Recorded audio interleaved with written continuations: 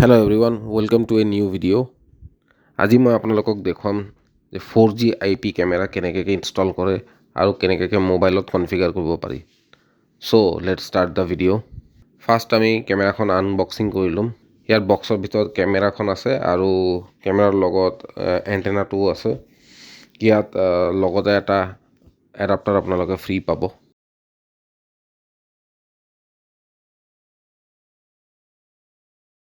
So এই তলৰ কেপখন খুলি পেলাই আমি সিম কাৰ্ডটো আৰু SD কাৰ্ডটো ইনষ্টল কৰি ল'ম।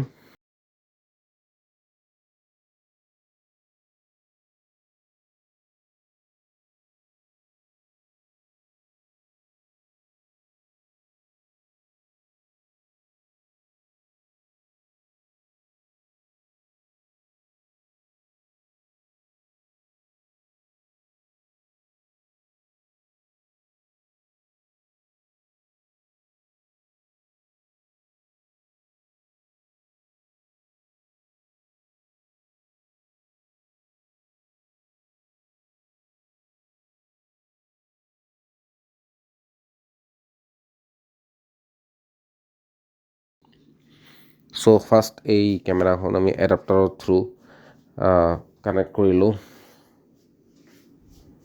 এতিয়া পাৱাৰ অন কৰাৰ পিছত কেমেৰাখন automatically by voice command start 4G mode network is connecting বুলি ক'ব।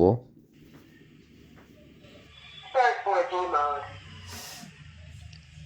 The network is connecting.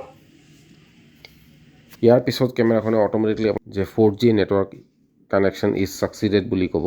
4G network connection succeeded.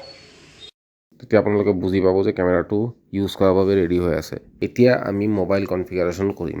তাৰ বাবে আমাৰ এটা এপ ইনষ্টল কৰিব লাগিব মোবাইলত। এতিয়া আমি মোবাইলত প্লে ষ্ট'ৰত যাম আৰু প্লে ষ্ট'ৰত গৈ পেলাই এটা এপ ইনষ্টল কৰিম। এপটোৰ নাম হ'ল IP Pro কেমেৰা এপ।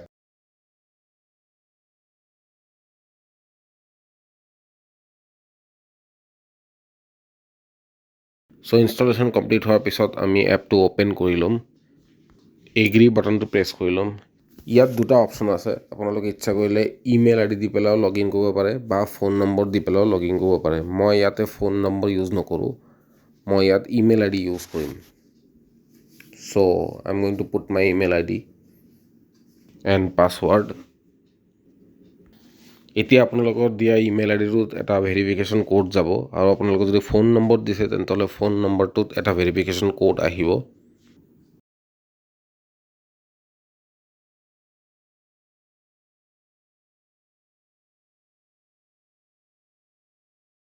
তাৰপিছত এটা গ্ৰাফিক্স আহিব। গ্ৰাফিক্সটো এনেকৈ জাষ্ট আপোনালোকে বলটোক এই ৰেকেটটোৰ ভিতৰত লগাই ল'ব লাগিব।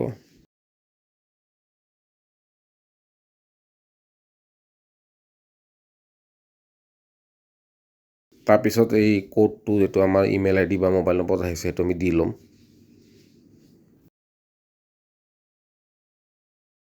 দেন এটা পাছৱৰ্ড দিম, যিটো আমাৰ যিকোনো এটা পাছৱৰ্ড আপোনালোকে দি দিব পাৰে ইয়াতে। দেন কনফাৰ্ম বাটনটো আমি প্ৰেছ কৰিম।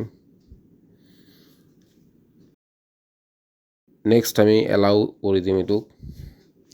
এড কেমেৰাত গৈ পেলাই ক্লিক কৰিম। দেন এই যিকেইটা অপশ্যন আহিব আমি আনেবল আৰু একচেপ্ট কৰি ল'ম। ইয়াত মই অনলি দিছ টাইম ইউজ কৰিম। Then enable. ইয়াত এপ পাৰ্মিশ্যনটো মই অন কৰি ল'ম।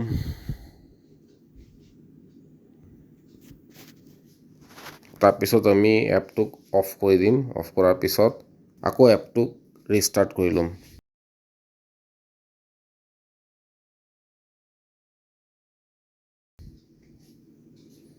ব্লুটুথটো আনেবল কৰিব ক'ব। ব্লুটুথটো আনেবল কৰি ল'ব। দেন এলাউ বাটন প্ৰেছ কৰিব। ইয়াৰ পিছত অটোমেটিকলি ব্লুটুথ ডিভাইচ চাৰ্চ কৰিব। Searching for nearby devices. Please wait. যদি কোনো ধৰণৰ ব্লুটুথ ডিভাইচ নাপায় তেন্তে হ'লে অটোমেটিকলি কৈ দিব যে Bluetooth device No not nearby found বুলি। devices are found. Please scan the QR code on the device to add. ইয়াৰ পিছত আপোনালোকে স্কেন টু এড বুলি যি অপশ্যনটো আছে তাত ক্লিক কৰিব। নেক্সট কেমেৰা পাৰ্মিশ্যন বিচাৰিব। ইয়াতে আপোনালোকে আনেবল কৰি ল'ব। আনেবল কৰাৰ লগে লগে আপোনালোকে কেমেৰাটো থ্ৰু স্কেনাৰৰ থ্ৰু আপোনালোকে এই কেমেৰাটোত দিয়া QR কোডটো স্কেন কৰি ল'ব পাৰিব স্কেন কৰাৰ লগে লগে এই নেটৱৰ্ক চাৰ্চ কৰিব এণ্ড আফটাৰ ডেট এনেকৈ ছাকচেছফুল বুলি দেখুৱাব then click next as you can see আমাৰ কেমেৰাটো আমাৰ মোবাইলৰ লগত কানেকশ্যন হৈ গৈছে চ' এতিয়া আমি কনফাৰ্ম বাটনটো প্ৰেছ কৰিম কনফাৰ্ম বাটন প্ৰেছ কৰাৰ লগে লগে এই স্ক্ৰীনটো আহিব ইয়াতে আপোনাৰ প্লে বাটনটো প্ৰেছ কৰি দিব আৰু আপোনাৰ কেমেৰাটো আপোনাৰ মোবাইলৰ লগত পাৰ্মানেণ্টলি কানেক্টেড হৈ গৈছে এতিয়া আপোনালোকে চাব পাৰিব যে ভিডিঅ' ট্ৰান্সমিশ্যন ছাকচেছফুলি হৈ আছে চ' থেংক ইউ এভৰিৱান